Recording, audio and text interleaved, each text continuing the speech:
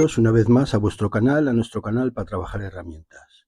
Seguimos con la serie de vídeos cortos de verano, de vídeos más ligeros, de vídeos para visionar durante las horas de la siesta, durante las horas de asueto, en estos días en el que el calor aprieta. Como ya digo, vídeos más ligeros y más llevaderos.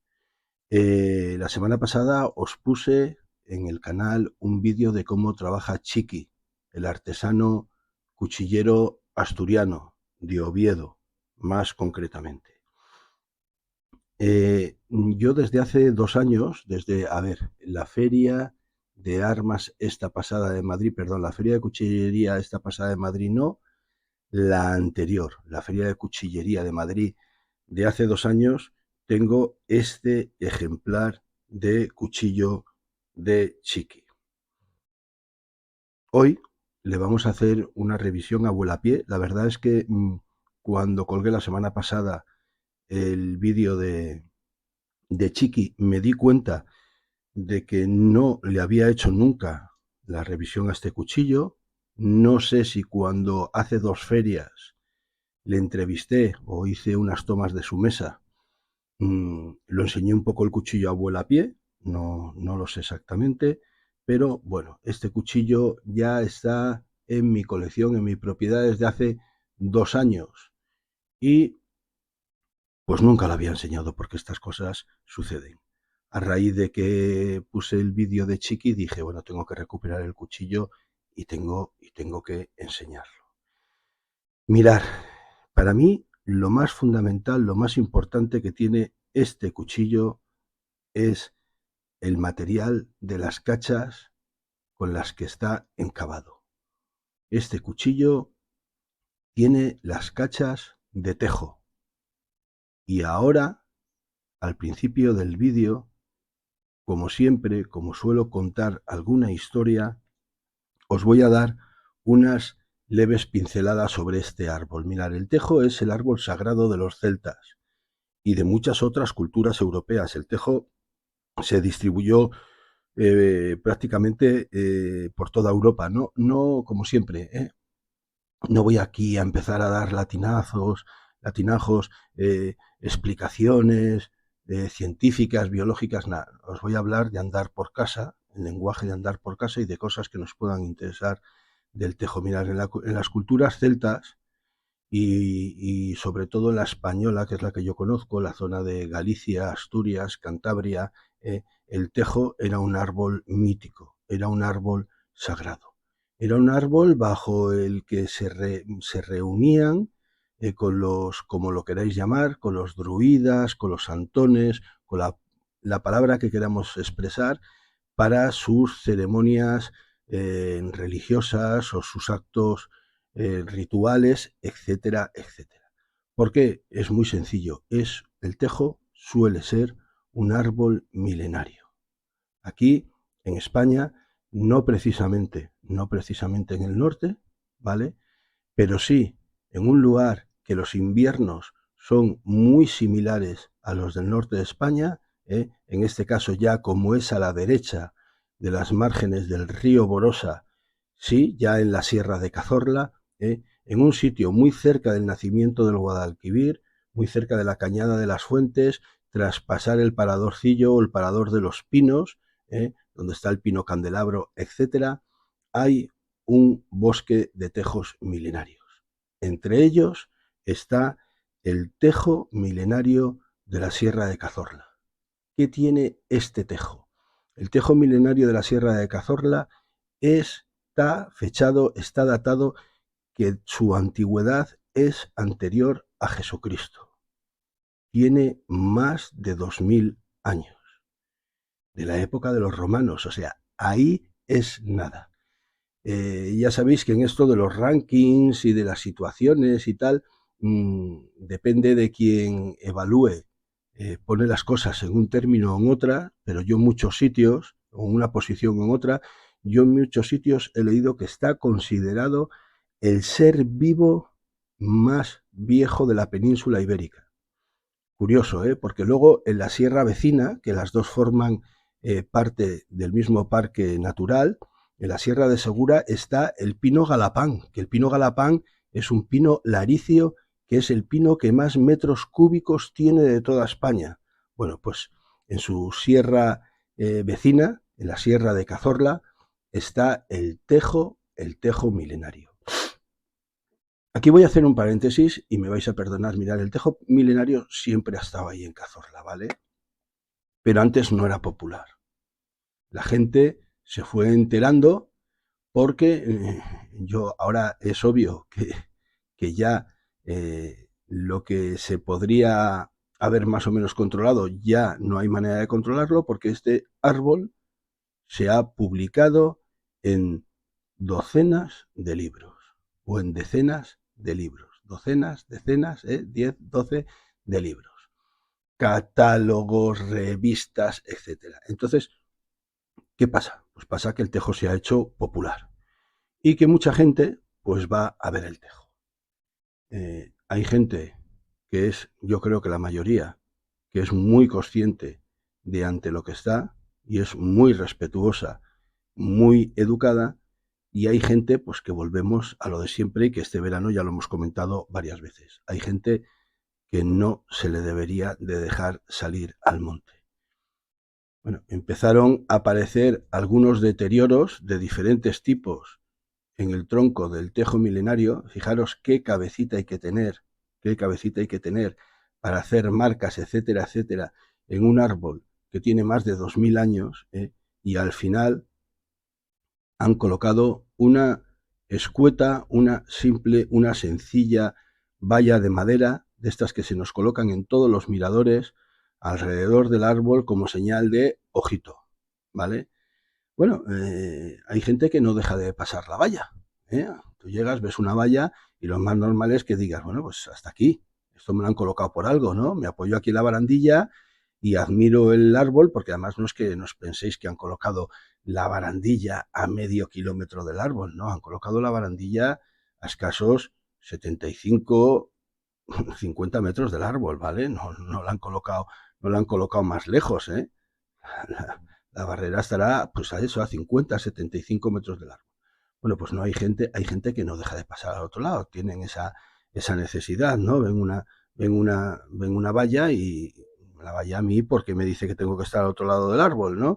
Era como aquella viñeta de Mafalda, del inmortal Quino, de Mafalda, que se la veía en un jardín pisar la hierba, y al lado había un cartel que ponía, por favor, no pisar la hierba, y se veía a Mafalda pisar la hierba. En la siguiente viñeta Mafalda decía, y maldita la gracia que me hacía, pero solo por prohibírmelo la piso, ¿no? Bueno, pues hay gente que tiene esas necesidades.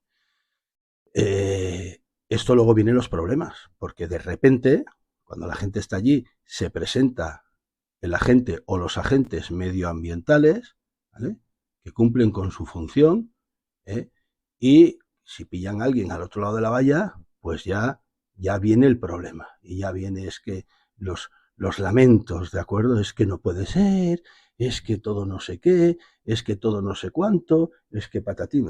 Escuchar, al final, si la gente no se sabe comportar, este tejo, estoy seguro que el sendero, el camino, como ya se ha hecho con otros, lo van a volver de acceso restringido. Pero de acceso restringido hasta peatonal, porque en la Sierra de Cazorla y de Segura estamos viviendo que ya algunos senderos, ya no es que no se pueda pasar con coches, que eso ya viene desde los años 90, ¿vale? Eso no hay nada nuevo bajo el sol. Desde los años 90 se restringieron la entrada con cadenas y con barreras a muchas pistas forestales para evitar la masificación y porque la gente no sabe estar, ¿de acuerdo? Entonces, pero es que ya se están cerrando senderos peatonales por la presión de la gente. Entonces, o la gente empieza a tomar algo de cultura, de naturaleza, y se empieza a comportar, o al final, claro, que cada vez nos van a restringir más la entrada al monte, porque es que, vuelvo a decir, a mí me resulta increíble, vamos, es que no lo entiendo, que vayas a ver un árbol milenario porque vuelvo a repetir, se ha explicado, se ha contado, se ha datado, se ha hablado hasta la saciedad en publicaciones, en periódicos, en revistas, en catálogos de árboles monumentales. Entonces, que la gente vaya a verlo, que vea que tiene una valla de protección alrededor para que no te acerques y la gente tenga que saltar al otro lado para ir a ponerse encima de las raíces del tejo o encima... Bueno, yo sé de una persona que se le ocurrió subirse al tejo y también sé los resultados que tuvo en cuanto publicó las fotos en las redes sociales. Claro, luego vinieron los lamentos. ¡Ay, es que tal! No, es que, a ver, que se nos puso una cabeza encima de los hombros para que la utilizáramos. Es que yo hay cosas que son totalmente incomprensibles. Pues mirar, que me estaba yendo por los cerros de Úbeda, en este caso por los cerros de Cazorla. Antes de Jesucristo, el ser vivo más viejo de España, de la península ibérica, y algunos biólogos no dudan en decir que va a vivir 1000 años más, o sea que tiene posibilidades de vivir 3000 años ese tejo en concreto. ¿De acuerdo? Entonces, esta antigüedad, volvemos a la cultura celta, yo creo que esta antigüedad y otras características que tiene el tejo es lo que convirtieron al tejo en un árbol sagrado. Los celtas, vuelvo a decir, realizaban sus rituales, realizaban sus actos, como lo queramos llamar, de tipo espiritual, debajo de las ramas de este árbol.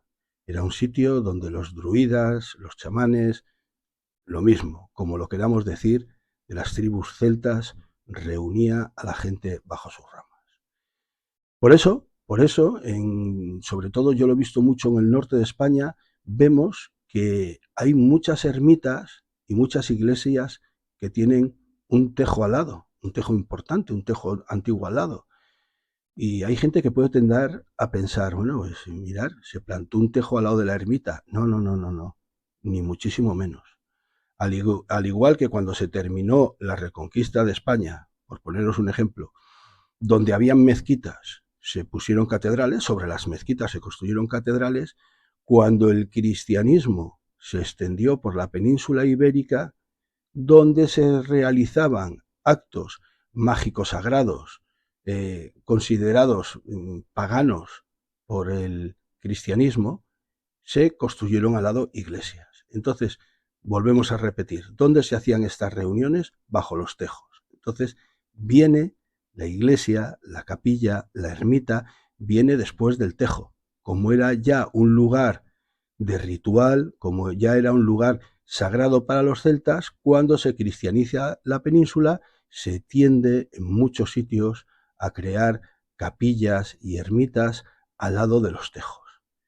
De esta manera, durante mucho tiempo convivieron las dos religiones, sin ningún problema. En otros sitios sí que es verdad que sí que hubo confrontación entre unas religiones y otras, ¿de acuerdo? Pero, ¿por qué os explico esto sin quererme meter mucho en camisas de 11 varas? ¿Vale? Os explico esto porque siempre ha sido un árbol divino, un árbol mítico sagrado, un árbol que ha sido como un nexo de unión. Yo entiendo que para los celtas era como un nexo de unión entre la vida y la muerte. Y además muy intrínsecamente unido a nuestra cultura, a la cultura española, porque todos habréis utilizado, estoy seguro que alguna vez en la vida habréis utilizado la expresión tirar los tejos. Me ha tirado los tejos, le ha tirado los tejos. ¿Sabéis de dónde viene eso? Pues eso es muy sencillo. La cultura celta era matriarcal, ¿vale? Y eran las mujeres las que decían o decidían quién iba a ser su marido, quién iba a ser su pareja. Tras deliberar durante el tiempo que la chica necesitara quién iba a ser su futuro esposo, la tradición era, para que el intercepto se diera por aludido, ¿vale? La señal era que la chica agarraba hojas, ramitas de tejo y se dedicaba a tirárselos a la cabeza al susodicho, así como quien no quiere la cosa, ¿no? Le empezaba a tirar ramitas a la cabeza, Y así el intercepto, el susodicho, se daba por enterado de que acababa de ser seleccionado para la vida matrimonial. De ahí viene la frase tirar los tejos. O sea que fijaros lo importante que ha sido esta madera para nuestra cultura, que ya viene desde la tradición celta y que arrastra desde aquellas épocas tradiciones como, por ejemplo, la de tirar los tejos hasta nuestros días. Pero es que esta madera, el tejo, vamos a ver, lo primero que hay que decir es que el tejo es un árbol peligrosamente venenoso, ¿de acuerdo? O sea, es un árbol que todos sus elementos, corteza, hojas y frutos, son venenosos. Alguno me puede decir, oye, yo he leído y dicen que los frutos es lo único que se puede comer del tejo, que los frutos sí que se pueden comer. Cuidado, cuidado. Porque el fruto sí, pero las pepitas del fruto no. Entonces yo sé que esto ha ocasionado algún que otro disgusto porque también se le concede unas propiedades alucinógenas, ya me entendéis todos, y no falta nunca el iluminado que, al igual que con el famoso sapo o con determinadas setas y tal, quiere experimentar y quiere practicar a ver esas propiedades alucinógenas que en algunos sitios se le conceden al tejo. ¿Hasta qué punto son? Pues bueno, hay escritos en los que dice que con tres semillas de tejo estás listo de papeles, ¿de acuerdo? O sea, entonces, vamos a ver. Es que esto de hablar en las redes sociales es muy complicado porque yo prefiero decir, el fruto del tejo es venenoso. El fruto del tejo no se puede consumir. Porque empezar ya a decir, bueno, se puede, pero hay que quitar las semillas, tal, problemas, de verdad. El fruto del tejo no se puede consumir. ¿Por qué no se puede consumir el fruto del tejo? Porque además de la pulpa, pues lleva semillas. Y las semillas son tóxicas, son venenosas. La corteza del tejo es venenosa. Las hojas del tejo son venenosas. Y si te haces una herida abierta con una astilla de un árbol de tejo, probablemente la herida se te va a infectar. Entonces puede que estas propiedades pues fueran las que llevó también, aparte de su ancianidad, estas propiedades fueron su ancianidad, porque tenemos que pensar, y reitero, reviso, perdonadme, que se morían y ahí seguía el árbol. Y el hijo se moría y ahí seguía el árbol. Y el nieto se moría y ahí seguía el árbol. Entonces era muy sencillo mitificar religiosamente al árbol, porque iban pasando generaciones tras generaciones, ellos tenían sus tradiciones orales, sus sitios de reunión bajo estos tejos, y el árbol seguía estando ahí, ¿de acuerdo? Entonces, lo estaba comentando que las propiedades venenosas precisamente que tiene le hacían de ese hilo de unión con la muerte. Y sabéis que la cultura celta, y sobre todo la cultura celta del norte de España, lo hemos visto en los vídeos que os he puesto de vez en cuando sobre el Camino de Santiago, la cultura celta tiene un ritual muy profundo hacia la muerte, ¿no? La cultura celta tiene muy mitificada, tiene la cultura de la muerte muy enraigada en ella. Y sobre todo hoy por hoy en Galicia aún, en la Galicia rural, aún persiste esta cultura de la muerte. Os enseñaba que hay un tramo del Camino de Santiago que atraviesas por mitad de un cementerio. O sea, que el camino lo tienes pegado al cementerio, pero escuchar con toda la normalidad del mundo, ¿no? Entonces, estas características del tejo de poderoso veneno, que también se le diera propiedades alucinógenas, si se sabía en las medidas justas, porque si se te iba la mano te envenenabas, por supuesto, ¿no? Entonces esto me figuro que sería ensayo-error, prueba-error, ¿no? Me he pasado y este se me ha muerto. Pues vamos a ver, al siguiente un poquito menos, pues también se me ha muerto. Pues al siguiente, el druida, ¿no? El chamán, un poquito menos. Mira, este no se me ha muerto y este aquí ha tenido alucinaciones. Bueno, pues esa era la medida que ellos tenían controlados para en sus actos religiosos, pues a veces conseguir esas propiedades alucinógenas, etcétera, etcétera.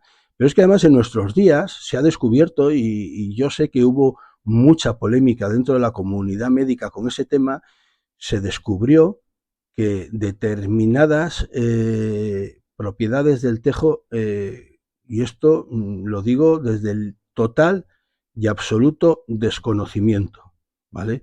Lo he leído, ¿vale? Y sé que hubo mucha polémica al respecto. Se le concedía propiedades curativas oncológicas, ¿de acuerdo? O sea, sí, contra el cáncer, por la lucha contra el cáncer oncológicas. Y entonces, pues esto te hace reflexionar. Creo que se llegó a sacar un medicamento y todo a base de extracto de tejo. Sé que hubo mucha polémica al respecto, pero ahí está el tema. Entonces esto te hace pensar que, aparte de porque fuera un árbol muy longevo, que reunirse bajo él pasara generación tras generación, tras generación, tras generación, las mismas propiedades en sí que tiene el tejo, curativas, muerte, alucinógenas, hizo muy, muy fácil que la cultura celta lo mitificara. Pero es que luego llegó la Edad Media, ¿de acuerdo? Y empezaron a aparecer las guerras medievales. Entonces empezaron a aparecer artilugios como las catapultas y como las torres de asalto. ¿Y qué le pasó al pobre tejo? Pues que el tejo tiene una madera durísima, espectacularmente dura, increíblemente dura. Es una madera muy duradera y muy, muy, muy dura. Entonces, pues se empezaron a talar los tejos, para efectivamente construir maquinaria de guerra. Torres de asalto, catapultas. En Inglaterra, el famoso arco largo de Inglaterra, ese arco que mide, tiene un nombre, perdonadme, no soy arquero y no lo sé, ¿no? No soy aficionado a la arquería y no lo sé, pero ese arco largo, que es tan largo como el cuerpo, prácticamente como el cuerpo del arquero, se solía hacer con madera de tejo. Ahí vino la desgracia de los tejos, que se empezaron incluso naves, incluso embarcaciones, se empezaron a talar para estos menesteres.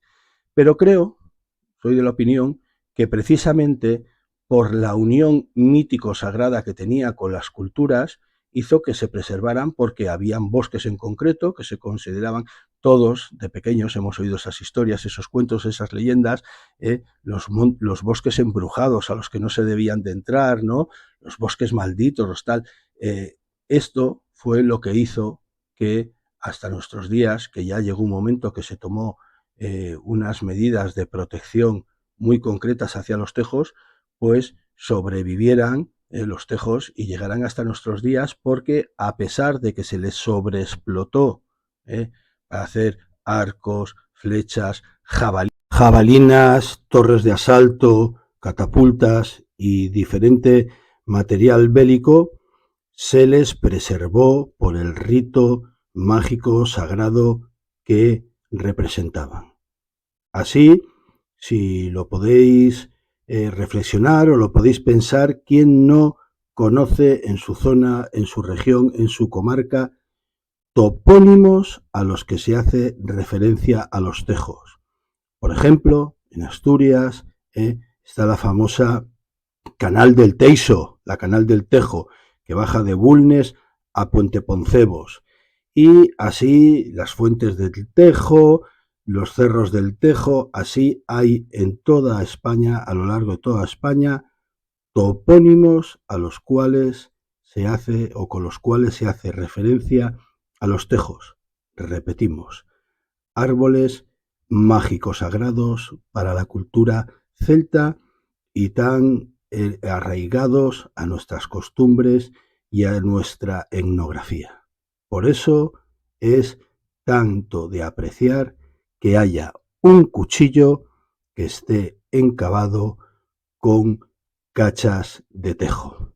Pues hasta aquí ha llegado la historia del día de hoy, que espero haber sido capaz de haceros llegar la importancia que tiene este árbol en nuestra cultura, en nuestra etnografía, en nuestra historia incluso en nuestra religiosidad para unos, espiritualidad para otros, y la importancia de que pues haya determinados cuchillos que estén encavados en madera de tejo, en madera de teiso. Hasta ahora que pasaremos a revisar el cuchillo. Bueno, y antes de que desenfundemos el cuchillo, perdonad, lo quiero enseñar tan de cerca que mirar, es un cuchillo más bien pequeño, no llega a una cuarta, ¿de acuerdo? Entonces, si os lo quiero enseñar de cerca, como os lo quiero enseñar de cerca, vamos a tener problemas con el autofoco de la cámara. Mirar, sobre la madera, y ahora que ya estamos revisando, estamos hablando del cuchillo, ya hemos dicho que va a ser una revisión a vuelapié, no vamos a hacer toda la metodología que hacemos en otros vídeos. Lo importante, ¿qué es lo más importante en la fabricación, en el proceso de realización, de manufacturación? Porque la palabra fabricación en este caso no es correcta, manufacturación de las cachas de este cuchillo. Pues que el artesano cuchillero se tiene que proteger hasta las cejas, pero hasta las cejas. Se tiene que proteger los brazos, se tiene que, por supuesto, poner una mascarilla, pero no una mascarilla de estas que utilizábamos en el COVID, no, una mascarilla de profesional, estas mascarillas modernas que se asemejan a las mascarillas antigas que se utilizaban en la Segunda Contienda Mundial. Pues es una mascarilla de profesional con sus filtros, una mascarilla como Dios manda, porque, reinsistimos, es una madera muy, muy tóxica, que solo el polvo de ella caído encima de la piel puede producir erupciones cutáneas, y si lo respiramos, ni que decir tiene, ¿de acuerdo? Entonces, ¿por qué no hay muchos cuchillos encavados en tejo? Pues no hay muchos cuchillos encavados en tejo porque es una madera muy controlada, es una madera que tiene que tener sus registros legales, es una madera muy controlada su utilización y su explotación hoy en día. Ya repetimos que es un árbol que está protegido por regulaciones, y porque el artesano cuchillero que decide trabajar con él, para ofrecerles pues a sus clientes o a la gente que les compra los cuchillos, ofrecerles un cuchillo con estas características o con estos caracteres míticos, ¿de acuerdo? Se tiene que proteger mucho, se tiene que poner gafas de protección, se tiene que poner máscaras profesionales de protección, y hasta tiene que trabajar con guantes de látex y protegerse los brazos, ¿de acuerdo? A no ser pues que quiera pues luego pasar un mal trago si no es algo peor. Entonces es una de las principales características que tiene trabajar con un cuchillo que esté encavado en madera de tejo, que tiene sus dificultades y tiene sus problemas, porque el artesano cuchillero, el maestro cuchillero, tiene que protegerse bien. Mirad, vamos a sacar ya el cuchillo y os voy a enseñar, os voy a dejar que le deis un primer vistazo.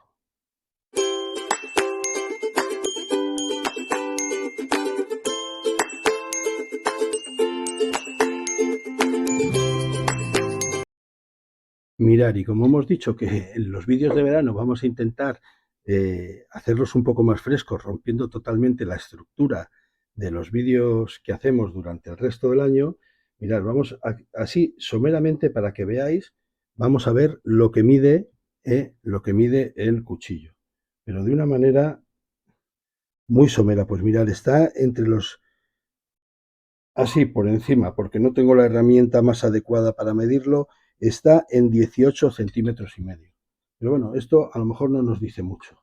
Es importante, yo creo que es importante, perdonad los aires acondicionados, lo que os quiero decir, porque veréis. A ver a dónde quiero llegar. Veréis dónde quiero llegar. mirar el cuchillo y mirar una navaja Optimel. Coño, la navaja Optimel es más grande que el cuchillo. No, lo que hablábamos siempre, de la perspectiva. No, lo que yo quiero que veáis es que la hoja de este cuchillo, hecha por Chiqui, tiene más o menos el tamaño de una navaja Optimel. Por cierto, ¿qué hago yo con una navaja francesa en las manos? Bueno, Carballido, esta funda que cuanto es de Carballido y cuanto estoy contentísimo, pero contentísimo con ella, porque cuanto más tiempo pasa, cuanto más se soba, más bonita se pone.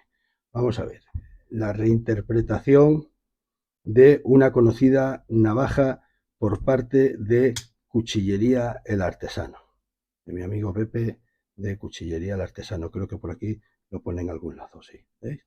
Cuchillería El Artesano. Vamos a ver la hoja. ¿Veis? Me atrevo a decir que incluso la hoja de la navaja es un pelo más grande que el cuchillo. ¿Por qué estoy diciendo esto? Porque sabéis que yo no soy ni mucho ni poco, no soy amante de las navajas. A mí me gusta la cuchillería. Entonces, ¿a dónde quiero llegar? Quiero llegar a que hay cuchillos pequeños, manejables, que tienen el tamaño de hoja de las navajas, o sea, no son cuchillos de grandes dimensiones, tienen el tamaño de las navajas, pero es que además tienen la robustez de ser un cuchillo y en este caso además un cuchillo enterizo. Entonces, no es una herramienta plegable, pero tiene el tamaño de la hoja de muchas navajas con las que trabajamos bastante a menudo o con las que trabajáis bastante a menudo, pero tiene la robustez de un cuchillo de hoja fija y además en este caso volvemos a decir enterizo y de un grosor considerable de hoja. Entonces esto los convierte en cuchillos muy utilitarios, en cuchillos muy polivalentes, en cuchillos, volvemos a decir, que no llaman excesivamente la atención si los sacamos en cualquier sitio para trabajar con ellos o aunque sea para cortarnos el embutido y el pan que llevamos para el almuerzo del día.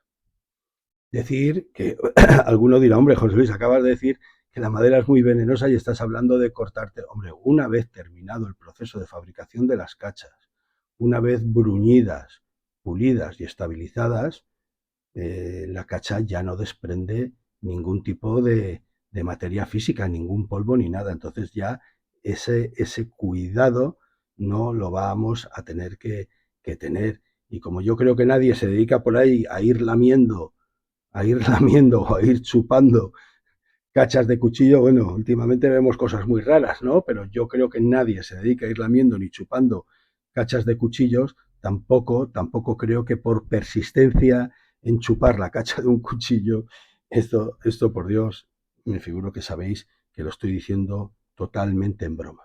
Bueno, pues este modelo de cuchillo de Chiqui, que repito, Chiqui nunca repite los modelos, uno se puede asemejar a otro, más o menos, pero él nunca repite los modelos. Este tamaño de cuchillo de Chiqui lo convierte en un cuchillo muy, muy polivalente, en un cuchillo muy manejable, en un cuchillo muy portable, en un cuchillo que no llama para nada la atención de la gente. Vemos que tiene pulido al espejo la zona del cabo del cuchillo, la hoja también. Vemos que tiene unos separadores o liners de color rojo, tiene 3 pasadores, uno macizo de latón, otro en pin mosaico, francamente muy bonito, y otro tubular hueco para ponerle un cordón fiador. Para mí el cuchillo es claramente un 4 dedos. Señores, tengo la mano grandecita, grandecita. A lo mejor si alguien tiene las manoplas más grandes que yo, pues no es un 4 dedos. Pero para mí Yo considero que sí. Y tiene un agarre muy bueno, porque tiene aquí delante hasta una situación muy adelantada para que el tamaño de la mano no sea un problema, ¿vale? Pues una especie de cremallera, pero además muy separada, muy trabajada, lo cual hace que no sea nada agresiva. Caída en plano. Yo diría que ni es drop point ni es clip point. Yo diría que la caída es en plano. ¿Eh? Vaciado cóncavo, con un microfilo, microbisel, con el ápex muy bien trabajado y una gran mesa, también con su recazo, que le dan una dureza importante al cuchillo. Veréis que el cuchillo está muy marcado, pero es que este cuchillo yo lo utilizo mucho, lo llevo mucho. Cuando salgo al campo y tal, últimamente no salgo mucho al monte, pero al campo sí que salgo, obviamente, a hacer comidas con los amigos, a pasar una tarde, a dar un paseo, aquí corto una rama, aquí corto tal. Este cuchillo yo le tengo mucho cariño porque me lo regaló simbólicamente, me lo regaló mi hijo en su primer año de vida, es un regalo de mi hijo simbólico en su primer año de vida, es de madera de tejo, que es muy representativo en todos los sentidos que os he explicado para la tierra de la que yo procedo, para mi tierra, para Cantabria, y entonces pues el cuchillo está trabajadito, ¿no? Otras veces veis en los vídeos que los tengo impolutos, totalmente nuevos, pero no es el caso de este cuchillo, y si veis la funda, pues también la funda se ve que está sobadita, que está trabajadita.